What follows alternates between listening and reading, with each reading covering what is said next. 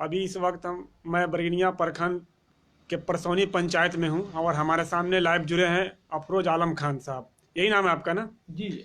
तो असल नाम सरफराज है, लेकिन प्यार से लोग मुझे अफरोज बोलते हैं और जी मुझे जी, अफरोज के नाम से ही लोग इसलिए जानते हैं। क्योंकि हम बहुत जुड़े हुए हैं आप लोग से। तो अभी मैं इनके पास आया हूँ, मैं पहली बार अपने पंचायत से उठकर दूसरे पंचायत में आया हूँ। तो हमारे सामने अफरोज खान है यहाँ पर। तो मैं इनसे जानना चाहूँगा कुछ जो बात है पंचायत में, जो जैसा कि आप लोगों को मैंने दिखाया कि हमारे पंचायत में जो समस्या थी, क्या इनके पंचायत में उस तरह की समस्या है या नहीं है। तो अफरोज खान हमारे सामने जुड़े हैं। अफरोज साहब, तो इस बार आप मुखिया के उम्मीदवार हैं। जी, मुखिया मुखिया। तो उम्मीदवार आप मुखिया के बने हैं, बहुत सारा पद है, जी। लेकिन आप मुखिया के ही क्यों बने? और मुखिया में कैसा लगता है कि आप मुखिया में जीतेंगे? मकसद क्या है आपका मुखिया में क्यों आए? पहले इस बारे में बता दीजिए मुझे। सबसे पहले तो मुखिया में आने का सबसे बड़ा जो कारण है, जी, थोड़ा ऊंची आवाज में बोलिए। शुरू से ही मेरा परिवार मुखिया पद पे लड़ा है। जी जी एक बार हम मुखिया बने भी हैं, मेरी जी माँ मुखिया रही हैं, जी अल्हम्दुलिल्लाह लोगों के आशीर्वाद मिला, मेरे परसौनी पंचायत की जनता ने पसंद किया। जी और उस दौरान हमने इतना काम किया कि 15 साल में जो और मुखिया रहे उससे ज़्यादा हम लोगों ने उस जी 5 साल में काम किया था।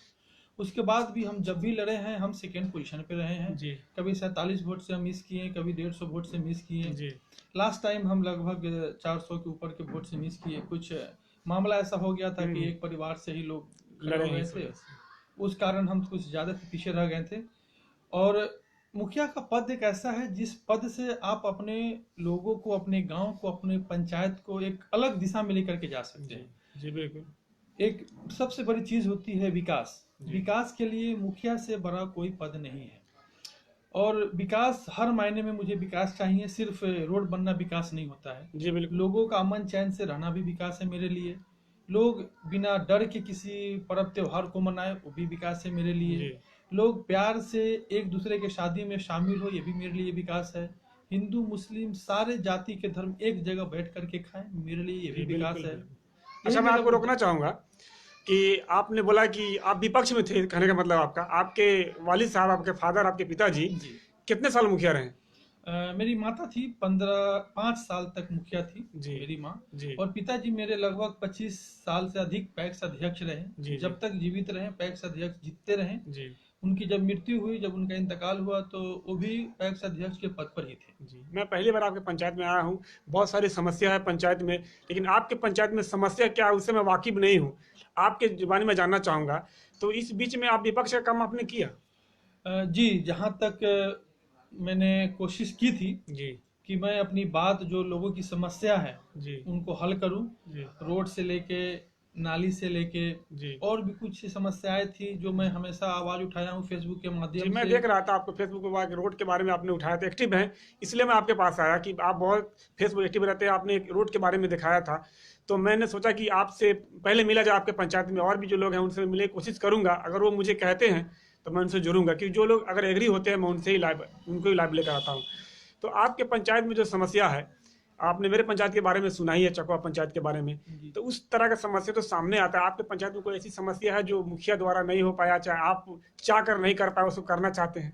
ये सबसे बड़ी समस्या मेरे पंचायत में, कुछ ऐसे वार्ड हैं जहाँ पे अभी भी रोड नहीं है। जी रोड कनेक्ट नहीं है मेन मार्ग से। जी पीछे मैं जिस वार्ड में हूँ, 12 नंबर वार्ड है मेरा। हम्म, काफी दिनों से इस वार्ड में रोड की समस्या थी। हम्म, पिछले साल जब मैं आया तो लोगों के सहयोग से, सारे लोग के सहयोग से उसको मुख्य मार्ग से जोड़ दिया गया। जी उसके बाद भी कुछ कार्य उस पर करने हैं। जी 1 नंबर वार्ड है परसौनी पंचायत सूरी टोला, वहाँ भी रोड नहीं है, वहाँ भी कार्य करना है। हम्म, 8 नंबर भी रोड का समस्या था, तो उसको भी कुछ किया गया है। जी ऐसे कुछ और वार्ड है, 7 नंबर में भी वार्ड है, वहाँ पे भी रोड की समस्या है। जी ऐसे बहुत से वार्ड है जो मुख्य मार्ग से अभी तक जुड़ नहीं पाए हैं, उसको करना है। और उसके बाद नाली, सबसे बड़ा समस्या जल निकासी का है। जी। हल्का भी पानी आ जाता है, बाढ़ हो जाती, बारिश आ जाती है, बाढ़ आ जाता है, हम्म। तो घर के सामने पानी लग जाता है, कीचड़ हो जाता है अच्छा, बच्चे। आपने कहा कि इन सब कामों को करना है, तो इस बीच में क्या ऐसा फंड आया नहीं? मुखिया ने कराया नहीं? आप मुखिया जी से बात नहीं किया? जो प्रेजेंट में मुखिया, कौन मुखिया है अभी आपके यहाँ? मुखिया जी दिनेश प्रसाद जी हैं। तो उनसे आपकी बात नहीं होती है? नहीं, इस मैटर पे उनसे बात कई दफ़ा हुई।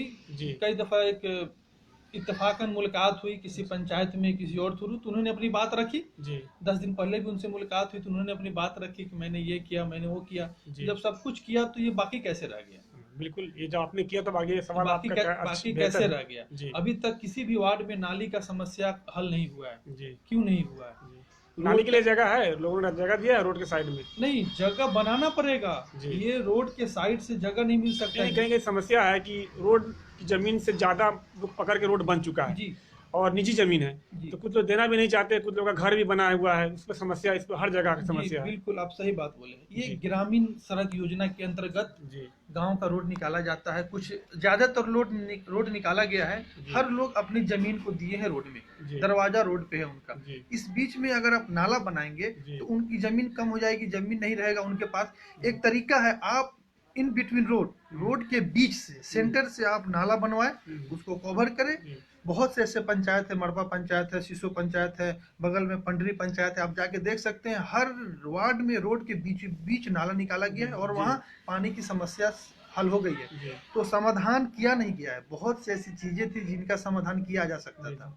मेरे पंचायत में अगर किसी को आवासीय बनवाना हो जी तो उसको महीना दिन दौड़ना पड़ता है। जी। बैरगनिया हो, मतलब ब्लॉक के दौरान ब्लॉक जो के है, जी हाँ। दौरा लगाना पड़ता है, परेशान होकर थक जाता है। आप बताएं, एक आवासीय बनाने के लिए कोई 10 बार बैरगनिया जाता है, हर बार जाने में उसको 100 रुपये खर्च होता है, जी, मैं 1000 आपको रुपये। रोकूंगा यहीं पर। जी आपने आवासीय की बात उठाई तो मैं आपको बताऊंगा आधार कार्ड। जी आधार कार्ड जो, क्या ऐसा नहीं हो सकता कि हर पंचायत में एक सेंटर हो आधार कार्ड बनाने का? इसलिए कि लोग छोटे बड़े बच्चे को लेकर जाते हैं जी जी और परेशान होकर 2 बार 3 बार 5 बार 6 बार 10 बार जाते हैं और वापस चले आते हैं, उनका काम नहीं होता, पैसे भी खर्च होते हैं, वक्त भी बर्बाद होता है, छोटे बच्चे परेशान होते हैं। तो क्या आप लोगों ने कभी इस पर गौर नहीं किया कि देखिए, आधार कार्ड का सेंटर हमारे पंचायत में, हर पंचायत में हो, प्रखंड के? जी देखिए, हर इंसान, हर व्यक्ति या हर नेता चाहता है जी कि उसके पंचायत में हर तरह की सुविधा आए, जी लेकिन बगैर पद मिले वो चीज़ संभव नहीं है। तो मेरे पास भी बहुत सोच है, बहुत चाह है, बहुत प्लान है, लेकिन एक पद होना चाहिए उस फंड को, उस योजना को यहाँ तक लाने के लिए। अच्छा, एक मिनट, पद होना चाहिए। जी जनता से मैं जुड़ा हूँ, जनता बोलते हैं, जमीनी न्यूज में देता हूँ। जी जनता ने बोला और कि कोई काम नहीं होता, प्रतिनिधि नहीं आते। हर प्रतिनिधि बोलते हैं कि मैं जीत जाऊंगा तो मैं ये काम करूंगा, मुझे पद नहीं मिला। विपक्ष में आते नहीं, बोलते मैं जीत जाऊंगा तो ये काम करा दूंगा। जीतने के बाद वो इस पर खड़े नहीं उतरते, फिर पहल नहीं करते, वो अपने बनाने में लग जाते हैं। जी ऐसा होता है कि मुखिया, अच्छा आप बता सकते हैं कि एक मुखिया को सरकार की तरफ से कितने पैसे मिलते हैं? देखिए, 2500 रुपये महीना दिया जाता जी है एक मुखिया को। जी उसका भत्ता बोले उसको आप, या हाँ जो भी हाँ कुछ हो, 2500 रुपये जी, मात्र दिए 2500 जाते रुपये हैं, दिया ठीक है जाता ना। महीना नहीं बोलिए, उसके भत्ता के हाँ हिसाब हाँ से दिया जी जाता है, जी मात्र 2500 रुपये। हाँ उसी के आसपास, जी कुछ ज्यादा कुछ कम हो सकता है, जी लेकिन 2500 के आसपास ही है। जी देखिए, विकास अगर आप करना चाहते हो हम्म, तो सबसे पहले आपको योजना बनानी पड़ेगी। जी आपको समाज में बैठना पड़ेगा। जी अगर किसी वार्ड में चबूतरे की आवश्यकता है, हाँ, उसके लिए समाज में बैठ के चबूतरा बनवा दीजिए। ये जरूर, अब मुखिया के फंड का है हम्म, कि पैसा आपके पास आता है, लेकिन वहां से फंड ये नहीं लिख करके आता है कि वहां पे चबूतरा बनवाना है, कि नाली बनवाना है, कि रोड बनवाना है, कि चापाकल हलवाना है। जी आप उस पैसे को, उस समाज के बैठक के बाद ये फैसला ले सकते हैं जी कि इस पैसे का इस्तेमाल मैं कहाँ करूँ। जी कहीं पे चबूतरा बनवाना है, कहीं पे कल हलवाना है, तो जी। ये मुखिया के फंड में हाथ में आता है कि जो चीज को पारित करके काम करवा ले। लेकिन विपक्ष का काम होता है ना पूछना। जी बिल्कुल, मैं लगातार फेसबुक के माध्यम से, जी ब्लॉग के माध्यम से, जहां तक मैं कर पाया हूं, जी। मैंने विपक्ष का काम किया है। मैंने हमेशा मुद्दा अच्छा, उठाया अभी है। ठंड का मौसम चल रहा है, जी तो आग जली क्या? क्या गवर्नमेंट तरफ से कुछ ऐसा नहीं स्कीम जो जलाए पैसे देखिए, से मिले? हर साल जब ठंड पड़ती है तो सरकार अपने तरफ से हर मुखिया को, हर प्रतिनिधि को कुछ पैसे देती है कि इसका बोटा जलवाए, या प्रशासन जलाती है, हाँ। या आप जो ब्लॉक के अधिकारी है वो जगह जगह अपने चौराहे पे कुछ ना कुछ लकड़ी का इंतजाम करते हैं जिससे जी लोग आग ताप सके। जी मेरे ख्याल से मेरे पंचायत में भी आया होगा, स्पष्ट रूप से मैं नहीं बता सकता हूँ, जी। जैसे मुझे इसकी जानकारी आग मिली। जलाए कि नहीं? नहीं, मैं, मेरे दरवाजे पे अल्हम्दुलिल्लाह घूर लगता है। मैंने किसी फंड से नहीं, अपने जो भी कुछ हाँ। लकड़ी है उस लकड़ी को मैं जलाता हूँ, और जी। आज से नहीं, जी। बरसों से ये चला आया है कि मेरे दरवाजे पे लोग प्रेम से आके बैठते अच्छा, हैं। एक सवाल आपसे और मैं रुकूंगा, आपको लोग समझ गए। तो आप ये बताइए कि मैंने जहाँ तक सारे कैंडिडेट से पूछा है कि जीतने के बाद आपका मकसद क्या होगा, तो लोगों ने बहुत सारे जवाब दिए, आप सुने भी होंगे। उनका आखिरी में रहा कि मैंने इंदिरा आवास का भ्रष्टाचार खत्म कर दूंगा, पैसे लिए जाते हैं। तो मैं आपसे जानना चाहूंगा, क्या ये बात सच है कि पैसे लिए जाते हैं?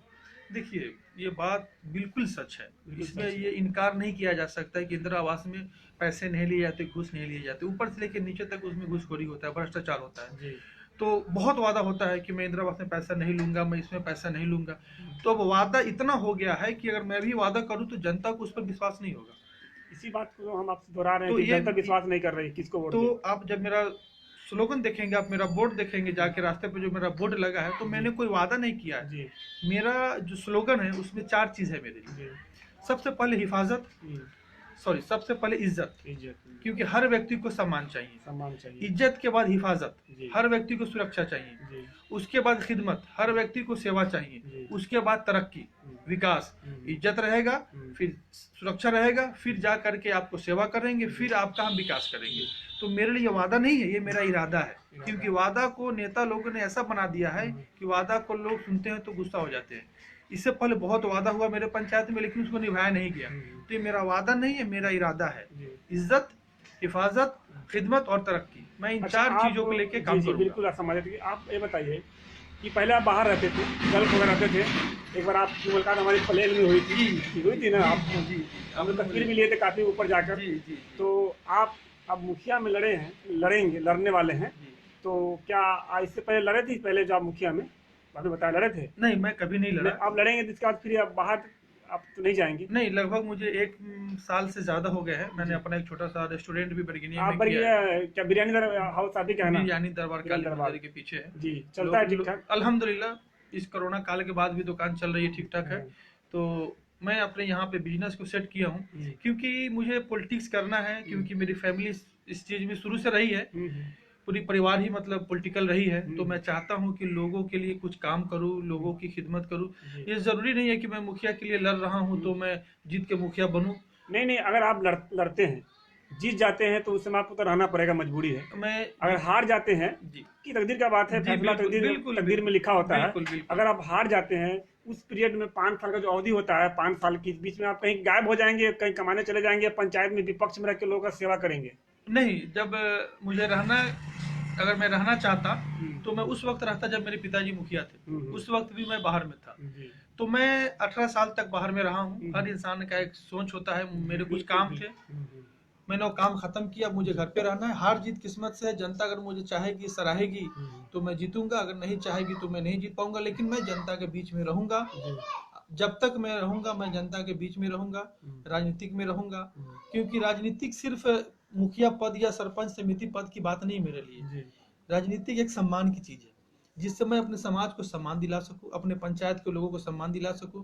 अगर कोई पंचायत का मेरा लोग परेशान है उसको मैं हल कर सकूं। अच्छा, एक बात जहाँ तक मेरे दिमाग में घूमती है बात, कि सरकार मुखिया को सिर्फ 2500 रुपये देती है, चाहे जो भी मैटर हो। जी जी लेकिन 5 साल के बीच में एक मुखिया 4 चक्का खड़ा कर लेता है अपने दरवाजे पर। जी, शहर में 2 एकड़ जमीन खरीद लेता है, बिल्कुल। बिल्डिंग बना लेता है। जी। ये सब पैसे उनको पहले नहीं था, बाद में कहाँ से आते हैं? देखिए, एक कड़वा है, मतलब ये आप सच है, इसको आपको बताना होगा। जैसे कि आप जुड़े हुए, आपके पिताजी, आपके फादर, वालिद साहब भी बहुत दिन मुखिया रहे हैं। जी। ये आप बेहतर बता सकते हैं, ये बात गलत है या झूठ सही है? बिल्कुल बिल्कुल सही कहा आपने। जी मुखिया में जो इतना मारा मारी बोले अपने लैंग्वेज में, अपने भाषा में, जो जी। भीड़ जमी है मुखिया की उम्मीदवारी के लिए, जी वो यही वजह है कि जी। मुखिया लोग जीतते हैं, जी पैसा कमाते हैं। जी ठीक है, राजनीतिक है, अगर उसके सहारे आप पैसा कमा रहे हो तो कोई बुरी चीज नहीं है। जी। लेकिन उसका तरीका है। तरीका। आप किसी गरीब के नाम पे अगर आपको इंदिरा आवास क्या पेपर बनवाना, आप उसके लिए पैसा लेते हैं, जी। ये गलत है। आप किसी का आयु प्रमाण पत्र बनवा रहे, उसमें आप पैसा लेते जी। हैं। ठीक है, आप ठेकेदारी करवाइए ना, आप रोड बनवाइए। जी। और मैं बताता हूँ, खुलेआम बोलता हूँ, मुझे डर नहीं है कि इसका मुझे क्या इफेक्ट पड़ेगा। जी। रोड बनवा करके आप काम करवा करके भी पैसा कमा सकते हैं। कैसे? अगर आपके पास एक फंड आता है, जी आप 10 लाख का काम करवाते हैं, जी आपको भी पता है कि ऊपर से नीचे तक क्या क्राइटेरिया है, कैसे कैसे बंटवारा होता है, आपको उसका भी हिस्सा मिलेगा। जी ऐसा बात नहीं कि मैं झूठ जी। नहीं बोलूंगा, नहीं मैं 100 रुपए में 100 रुपया का मैं काम करूंगा। जी जो हकीकत है, जी आप काम करवा के पैसा कमाइए, आप नाम भी कमाएंगे, पैसा भी कमाएंगे। जी जी इसीलिए मैं बोला हूँ कि मेरा कोई वादा नहीं है, जी। मेरा इरादा है। इरादा। वादा से लोगों का विश्वास उठ चुका है। जी।